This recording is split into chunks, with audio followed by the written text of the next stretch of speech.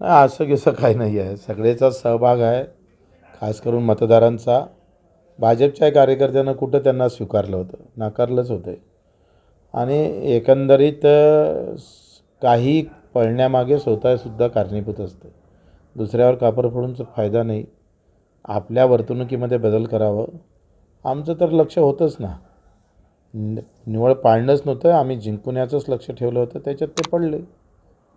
आम्ही सगळे एकच निवडणूक लढणार आहोत. वेळ आली तर दिवसातही लढू,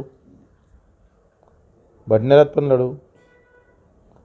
आम्हाला काय अडचण आहे. आमचं स्वातंत्र्य पक्ष आहे, आमच्या घरचं दुकान आहे.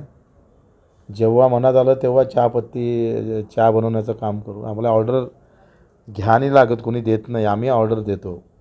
हा फरक आहे. दुरून दुरून संबंध नाही. मंत्रिमंडळ विस्तार करावा, पण आपला त्याचा काही संबंध नाही. की ते तर देणारच नाही, आणि दिलं तरी बच्चू कडू घेणार नाही.